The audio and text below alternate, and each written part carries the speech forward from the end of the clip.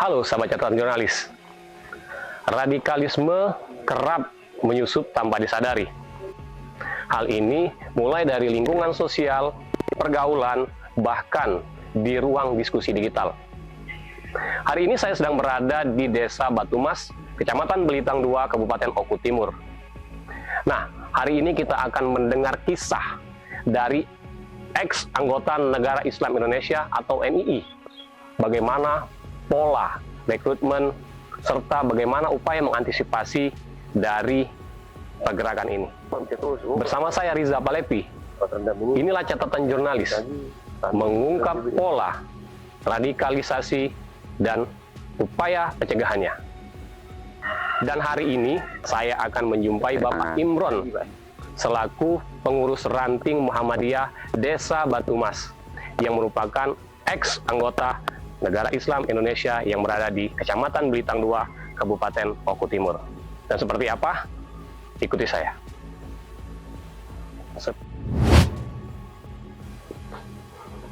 Assalamualaikum. Waalaikumsalam. Masya Allah.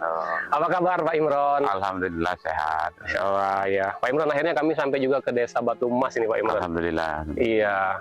Jadi memang kita memiliki tujuan untuk sedikit mengkonfirmasi Pak Imron. Mumpung bulan suci Ramadan, Pak.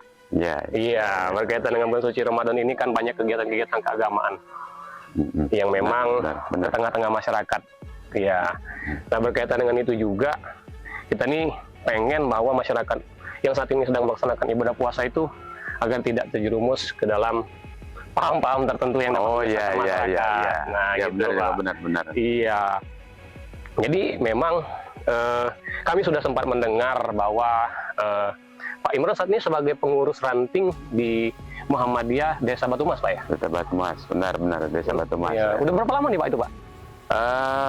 Kalau pengukuhan terkait pengurus atau ketua ranting Desa Batumas ini hitungannya baru beberapa bulan. Oh ya, baru-baru ini Pak ya? Baru-baru ini. Ya. Kita akan sedikit bercerita flashback Pak tentang mungkinlah Bapak yang memiliki sebuah kisah yang menarik, mungkin dapat kami kulik nih Pak sebagai masyarakat yang mungkin kemungkinan akan melihat video yang kita akan bagian ini Pak. Jadi kan waktu itu Bapak pernah tergabung di dalam namanya Negara Islam Indonesia. Oh iya, ya benar. Wah, ini saya pengen tahu nih Pak, seperti apa nih Pak mungkin dulu tuh latar belakang Bapak sehingga Bapak tergabung di situ Pak. Di paham yang mengabungkan ke Negara Islam Indonesia waktu itu Pak. Awalnya memang kita nggak tiba-tiba kita punya pemahaman seperti itu tadi.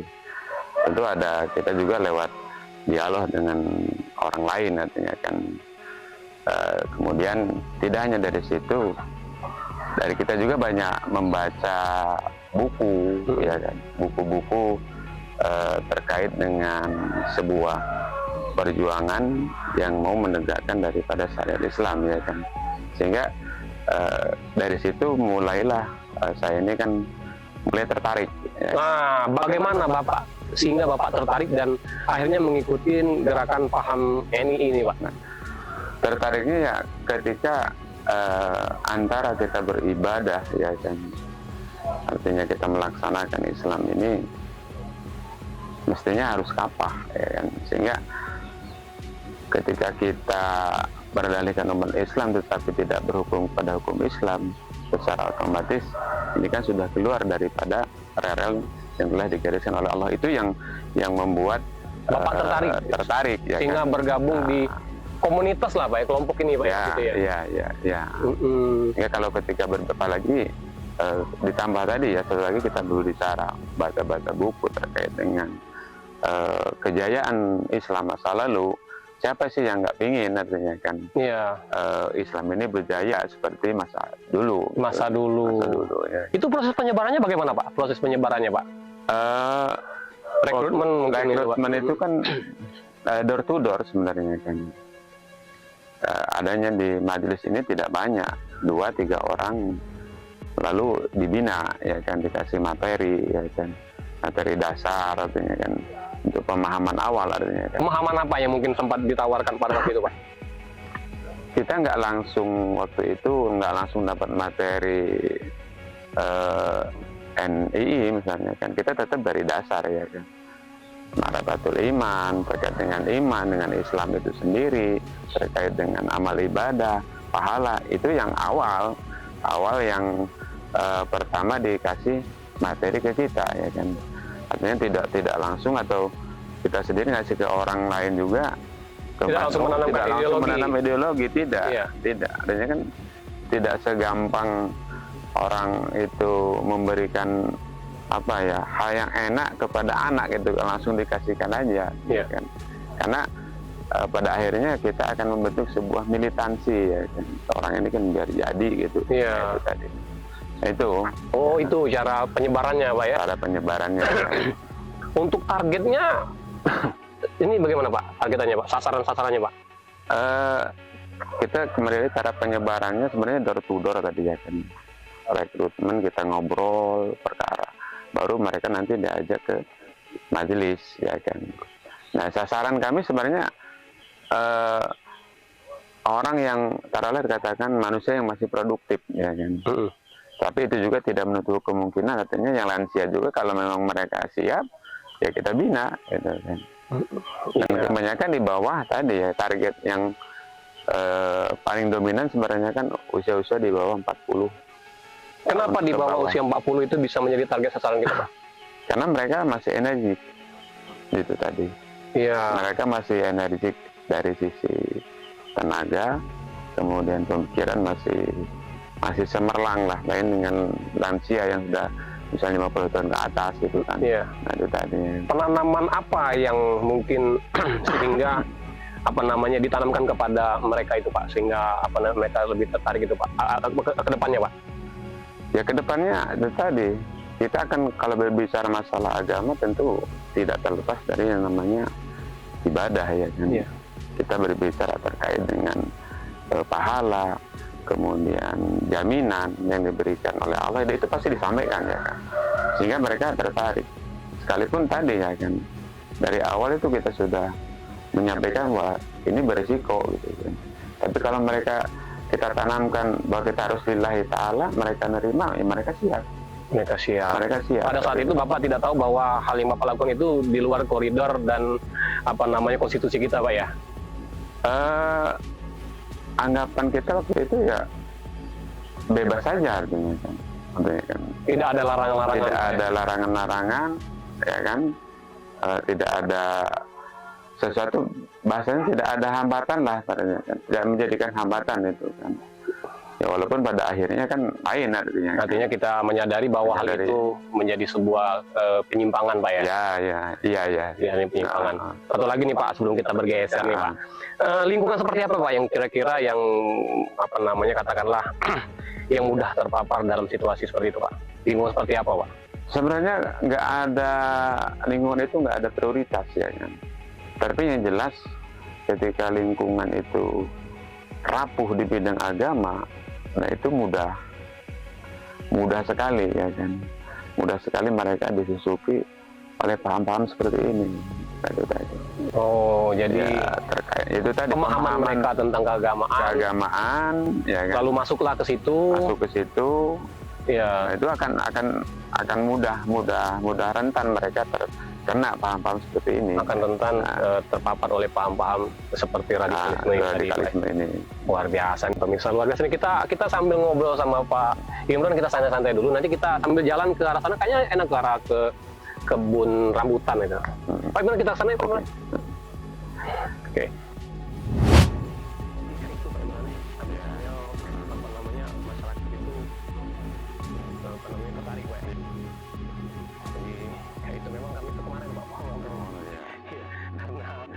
Sore santai Pak gitu Pak.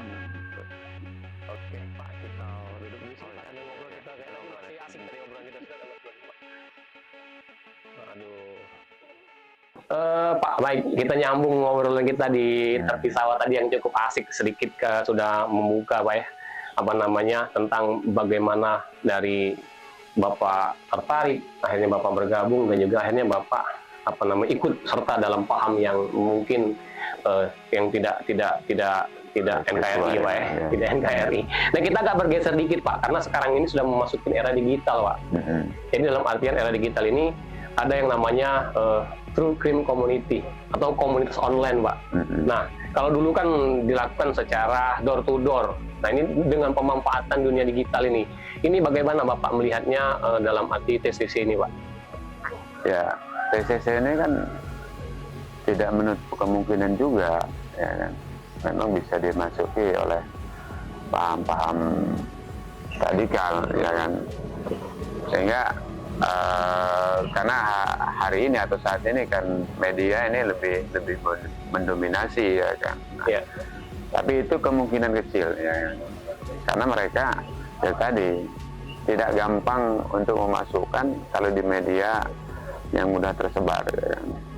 Nah, sehingga tapi itu tidak menutup kemungkinan juga, nah, yang tidak menutup kemungkinan buat sebuah komunitas, karena bisa jadi hari ini pola itu sendiri untuk memasukkan paham ini kan mereka harus ikut sebuah komunitas, kan komunitas, sehingga lambat laun dan perlu jangka waktu yang lama sebenarnya kan atau panjang, ya kan, mereka akan bisa memasukkan daripada ke dalam grup-grup tadi. Ya.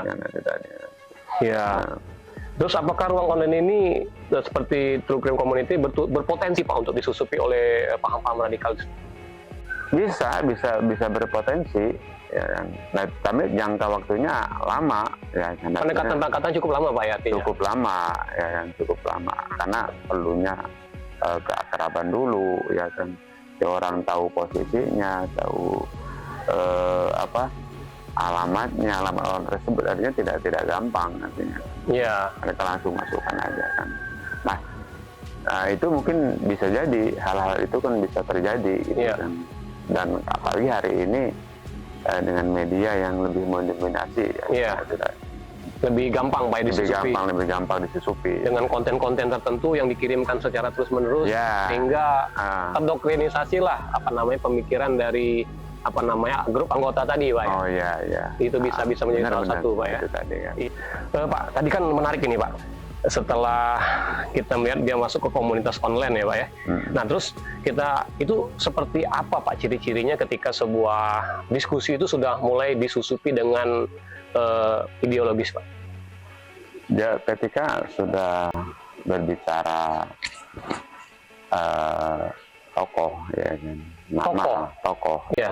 Tadi sebuah hal yang mungkin sebelumnya tidak pernah disebutkan ketika orang itu berbicara, misalnya ada tokoh yang dimunculkan, nah itu salah satu ciri orang ini kan sudah memasukkan paham, gitu kan.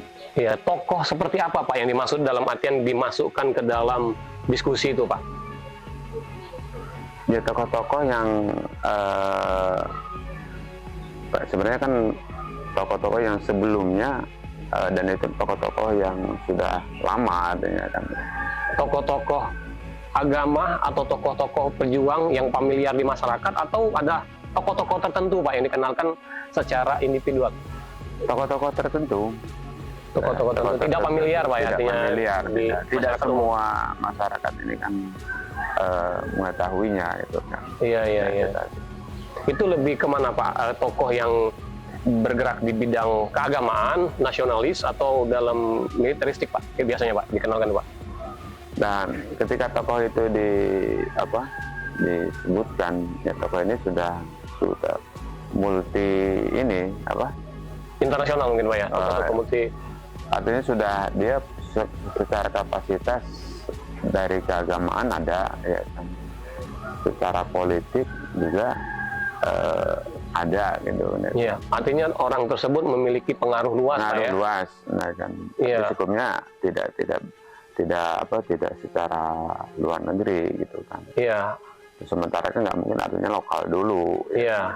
Artinya dia memang sudah tokoh ini memiliki pengaruh luas dan memiliki jaringan ya Pak. Nah, jaringan-jaringan khusus itu Pak yang mulai disisipkan dalam diskusi itu yang harus menjadi perhatian. Tapi label tetap mereka nama sebuah pergerakannya tetap mereka ini kan tidak mereka vulgar gitu. Tidak mereka vulgar. Oh, artinya mereka itu ketika masuk itu tanpa diketahui, oh ternyata saya sudah menjadi bagian dari komunitas itu, Pak ya? Secara pemahaman nih mungkin iya, secara pemahaman bisa jadi. Iya. Secara pemahaman. Iya, artinya dia mengikuti sebuah kelompok tertentu, mengikuti anggaplah sebuah pengetahuan tertentu yang membuat mereka tuh tanpa disadari bahwa mereka sudah masuk ke dalam kelompok itu. Iya. Oh, jadi seperti itu. Menggiring apa bahasanya, menggiring opini ya kan. Iya. Ngarahnya ke sana. Ngarahnya ke situ, Pak ya. Itu cara memasukkan paham-paham yang dikatakan tadi ya, radikal itu tadi. Iya. Nah, ini kan kita berkaitan lagi tadi kan berkaitan dengan dunia digital tadi. Ini kan di era digital. Ini yang menjadi target adalah khususnya remaja, Pak. Anak-anak di usia 11 sampai 18 tahun targetnya, Pak. Ini bagaimana, Pak? Di usia 11 sampai 18 itu kan sebenarnya usia masih rentan ya. Mereka di usia seperti itu kan mudah dipengaruhi. Mudah dipengaruhi.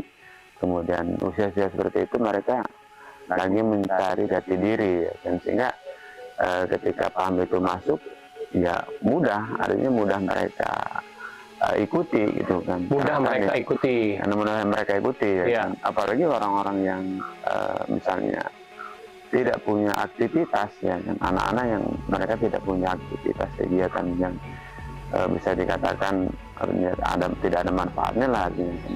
Itu yang menjadi target itu ya mereka yang kenapa tadi ya katakan umur 11 sampai 12 karena rentan, sangat rentan dan mudah sekali terpengaruh. Mudah terpengaruh untuk dimasukkan paham-paham radikal ini, Pak. Radikal itu kan. Ini luar biasa sekali nih kawan-kawan sahabat catatan jurnalis. Artinya orang tua khususnya anak remaja tadi harus lebih memperhatikan anaknya ketika melakukan tindakan-tindakan di luar kebiasaan. Ya harus ada pengawasan dari orang tua. Ini menarik, Pak. Kita harus geser lagi dulu nih, Pak, dikit, Pak, ke tempat kita. Mungkin nanti kita ngobrol depan rumah Pak Imron sambil sedikit. Pak Imron ketua BPD kayaknya nih. Oh iya. Saat ini masih dipercaya jadi ketua BPD. Sampai ini masih dipercaya sebagai ketua BPD. Oke, kita geser, Pak, ke depan rumahnya Pak Imron, Pak. Ya.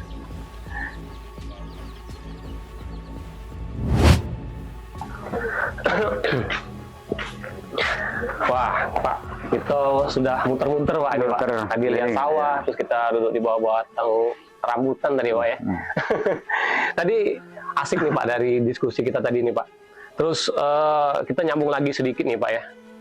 Jadi kan tadi Bapak menceritakan tentang True Crime Community, artinya dalam komunitas digital, Pak ya.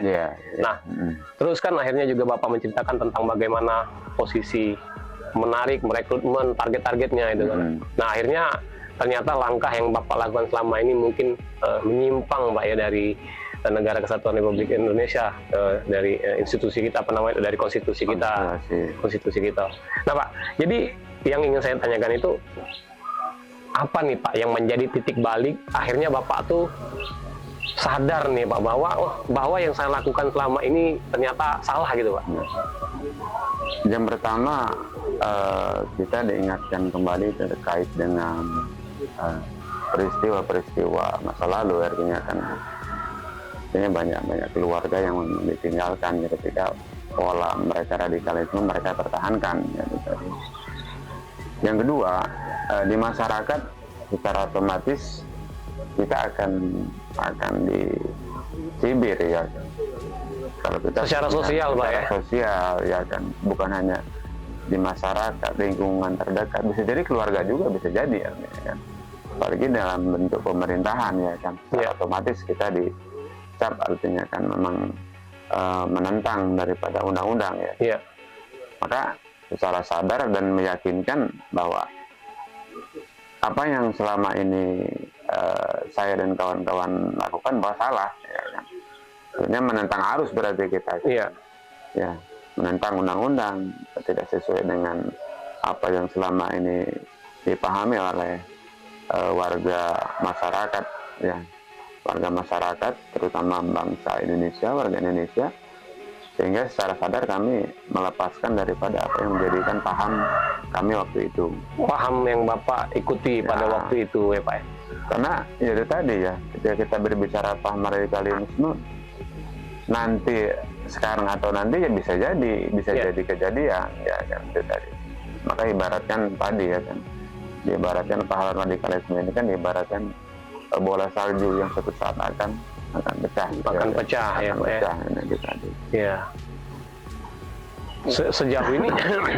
Sejauh ini bagaimana Pak, apa namanya, respon masyarakat terhadap apa namanya yang Bapak lakukan ini, ataukah khususnya dari aparat penegak hukum lah, dari pihak polisian dalam menangani masyarakat yang terpapar seperti Bapak pada saat itu Pak?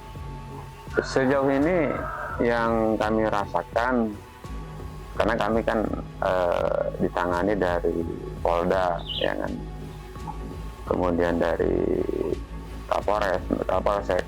Ya alhamdulillah sampai hari ini kami tidak pernah artinya dizolimi, terus tidak pernah dizolimi. Justru kami di sini diberikan pemahaman, memang dibina, ya kan. Sehingga tadi artinya kan kami menyadari justru dengan pola-pola seperti ini kita akan sadar, tidak akan kembali lagi kepada masa lalu, artinya kan tidak diulang kembali nanti tadi. Iya. Bagaimana interaksi yang dilakukan oleh aparat penegak hukum khususnya Polri dalam melakukan pendekatan ataupun pembinaan terhadap Bapak yang mungkin sempat pada itu terpapar oleh paham radikalisme ini Pak?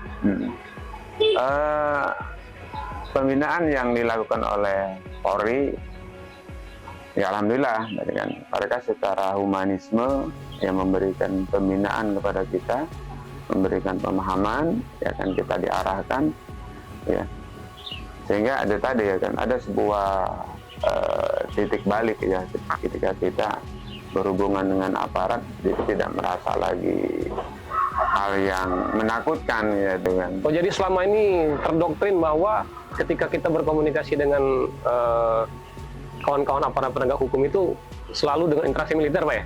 Itu yang tertanamkan selama ini? Yang tertanam seperti itu, ketika kita suatu saat akan berhadapan dengan pihak keamanan, ya itu tadi, berarti kita secara militer akan ditangani seperti itu, pemikirannya kemarin-kemarin. Pemikiran kita. Iya, pemikiran kita.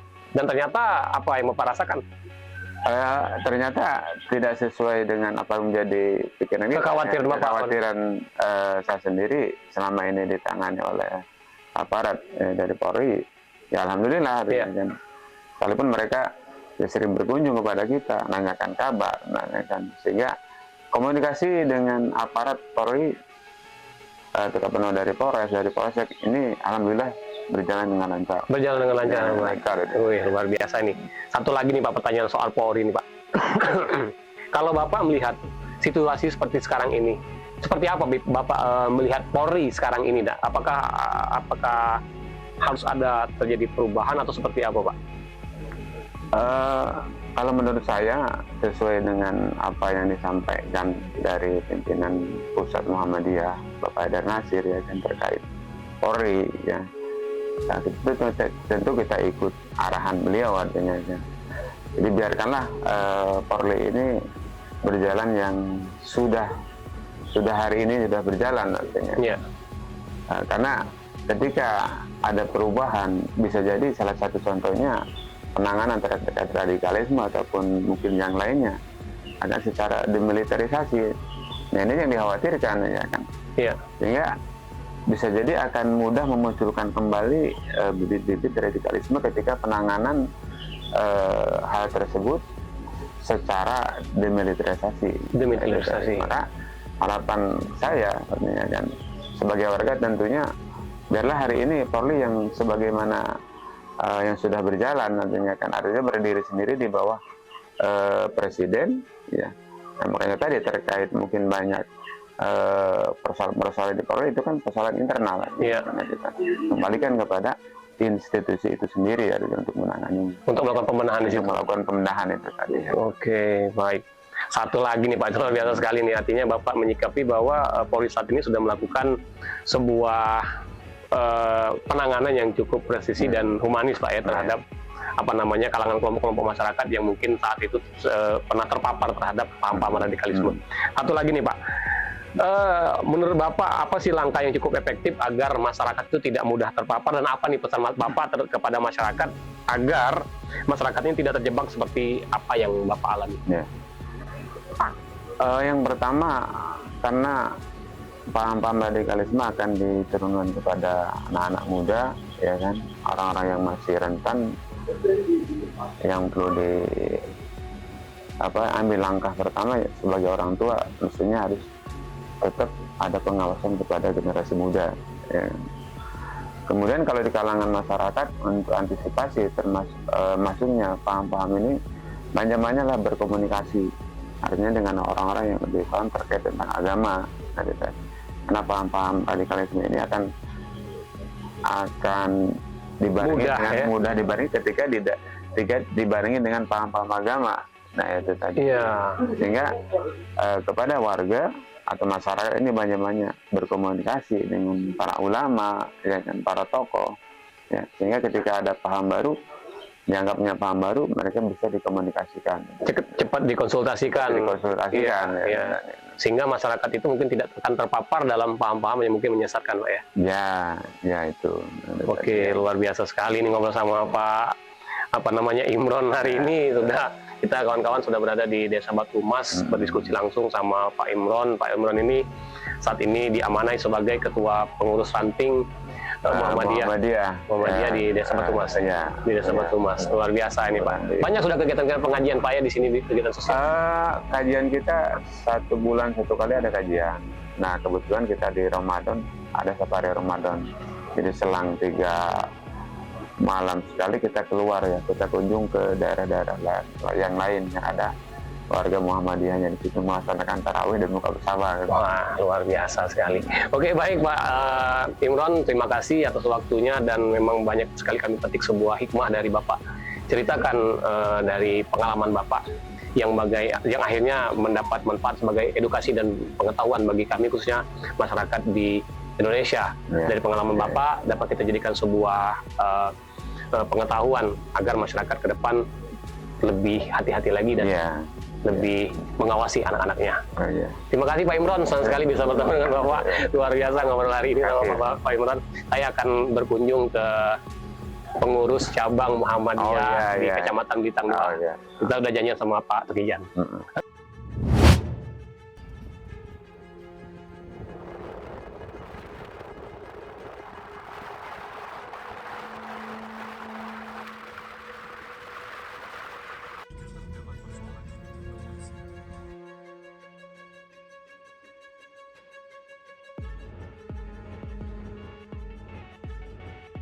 Maupun di organisasi Muhammadiyah kita.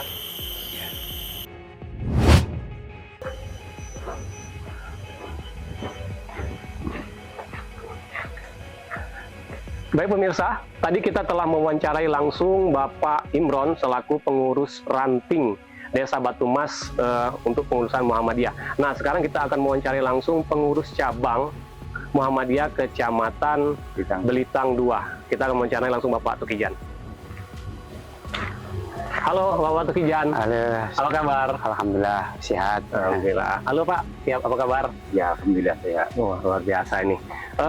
Pemirsa, kita akan bertanya dengan Pak Tukijan selaku pimpinan cabang Muhammadiyah Kecamatan Blitang 2, Pak ya. Ya. Pak Tukijan, tadi kami setelah berbincang-bincang dengan Pak Imron secara langsung, kami melihat bahwa beliau itu merupakan pimpinan ranting ya Muhammadiyah di Desa Batu Mas.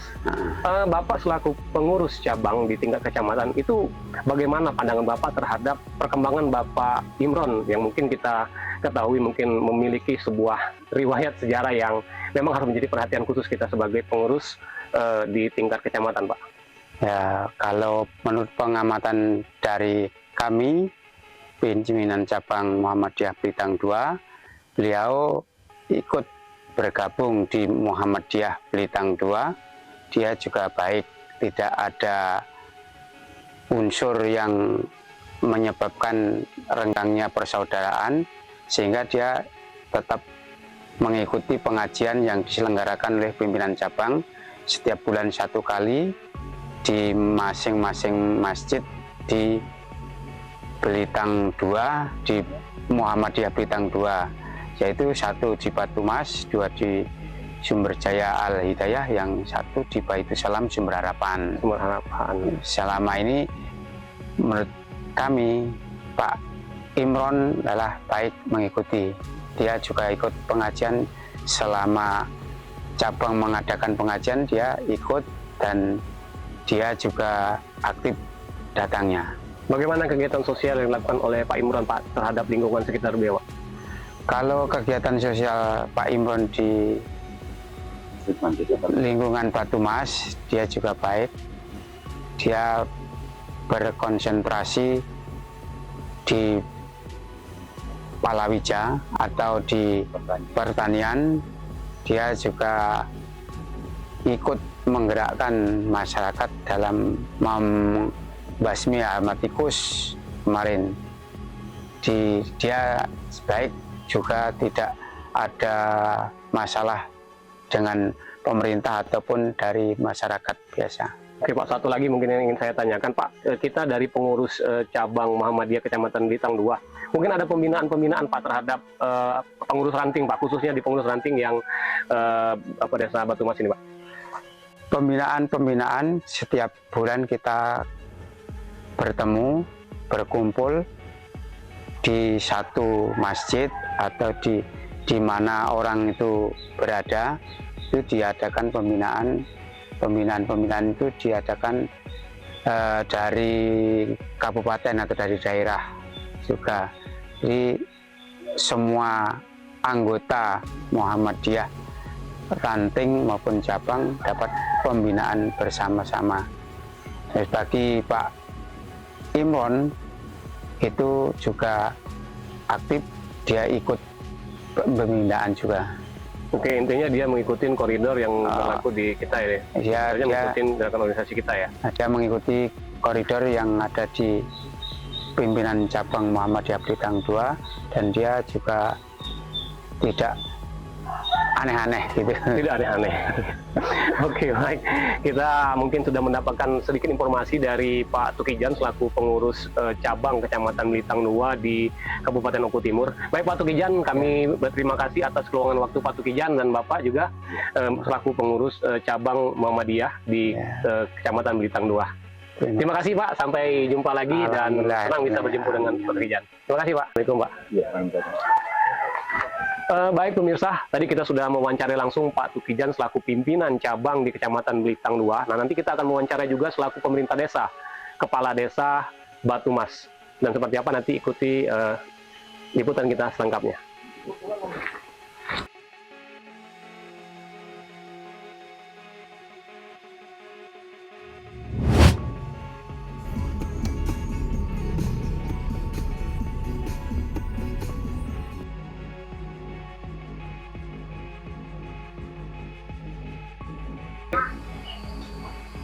Baik pemirsa, tadi kita sudah melakukan kunjungan ke pengurus cabang Muhammadiyah Kecamatan Belitang 2. Nah, sekarang kita akan tentunya melakukan konfirmasi juga kepada pemerintah desa Batu Mas. Dan sekarang saya sudah bersama dengan Kepala Desa Batu Mas, Pak Dulhas. Dulhai Pak. Dulhai, oke. Apa kabar Pak Dulhai? Baik Pak. Alhamdulillah baik Pak Dulhai.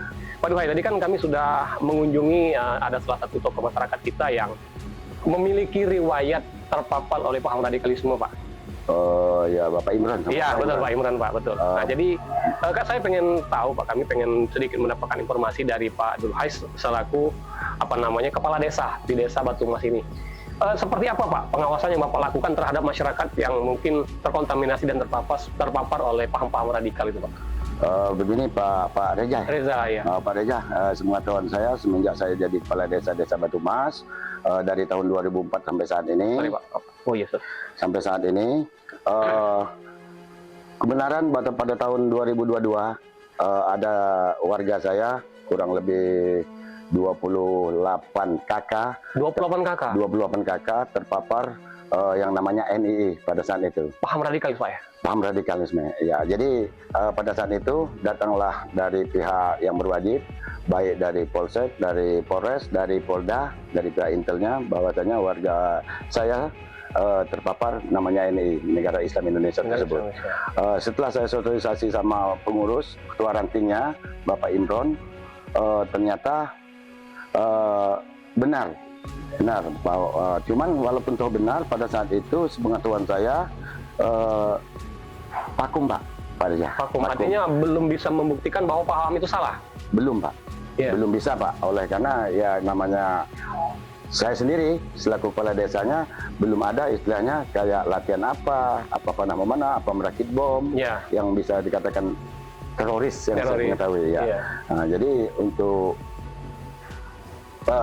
tahun 2022 tersebut kebetulan pada saat itu cabut bayat apa? Oh, cabut bayat pada tanggalnya kurang lupa saya Pak Reja. Tahun 2022 Tahun 2022 yang jelas cabut bayat. Kebetulan saya kumpulkan dari tokohnya, baik itu dari tokoh agama, tokoh masyarakat yang kena terpapar di Masjid Al Furqon, ditemukan sama MUI, langsung beliau masuk ke Muhammadiyah sampai saat ini. Diarahkan masuk ke Muhammadiyah sampai saat ini. Organisasi Muhammadiyah sampai kebetulan si Pak Imron jadi ketua ranting Muhammadiyah Batu Mas. Wah, ini luar biasa sekali. Pak, mungkin sedikit bagaimana mengkronologikan kira-kira seperti apa komunikasi yang Bapak Bakun selaku pemerintah desa sehingga dapat melakukan pengawasan terhadap masyarakat yang dikhawatirkan terpapar oleh paham radikalisme. Baik Pak Reza, saya jawab, tidaknya ada salah, saya minta maaf. Saya tetap berkoordinasi terutama sama pihak kepolisian, pihak Babinsa Babin Kaptipmas, dan tokoh masyarakat yang lainnya, baik itu kecamatan maupun tokoh-tokoh yang sudah masuk ke agama Muhammadiyah. Setiap tanggal 17 Agustus dari pihak kecamatan, Babin Kaptipmas, terutama Kapolsek Blitar 2 mengarahkan untuk berupacara setiap 17 Agustus. Lebih menumbuhkan nasionalisme Pak ya? Benar Pak. Ya. Jadi ada komunikasi pemerintah desa dengan khususnya aparat penegak hukum, kepolisian, benar Pak, dan organisasi kemasyarakatan dalam hal ini Muhammadiyah. Benar. Oh, Muhammadiyah. Jadi memang ada komunikasi yang dibangun antar pemerintah desa Pak ya. Benar. Satu lagi Pak, mungkin sedikit Bapak sampaikan mungkin himbauan Bapak selaku pemerintah desa kepada masyarakat, khususnya anak-anak yang di bawah umur yang lebih mudah terpapar terpengaruh terhadap paham radikalisme ini seperti apa Pak? Mungkin bisa disampaikan Pak. Oke. Untuk masyarakat saya desa Batu Mas khususnya, selama saya menjabat jadi kepala desa Batu Mas, saya mohon sama masyarakat desa Batu Mas, terutama anak muda dan juga kelompok-kelompok masyarakat yang rentan, yang mudah dipengaruhi oleh radikalisme mungkin Pak ya. Saya minta sama masyarakat saya jangan mudah terpengaruh dan tetap kita berpegang teguh sama agama apa yang sudah kita jalankan sekarang dan tetap NKRI harga mati. NKRI harga mati. Luar biasa sekali pemirsa catatan jurnalis. Kita sudah berbicara langsung dengan Kepala Desa Batu Mas. Dan hari ini memang kita sudah mendapatkan penjelasan bahwa ada kontrol yang dilakukan oleh pemerintah terhadap warganya dalam mengantisipasi terjadinya penyebaran paham-paham radikalisme di lingkungan masyarakat. Terima kasih Pak, saya Riza Baliba akan undur diri, kami akan melanjutkan lagi perjalanan. Siap, terima kasih atas waktunya hari ini. Sama-sama Pak. Sampai jumpa Pak. Ya.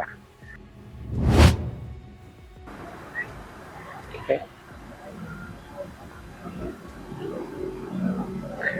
Baik pemirsa, pengalaman ini menjadi pengingat kita bersama bahwa radikalisme dapat menyasar siapa saja. Namun permasalahan ini dapat kita sikapi dengan melakukan kewaspadaan, literasi, dan kolaborasi. Saya Riza Palepi, sampai jumpa.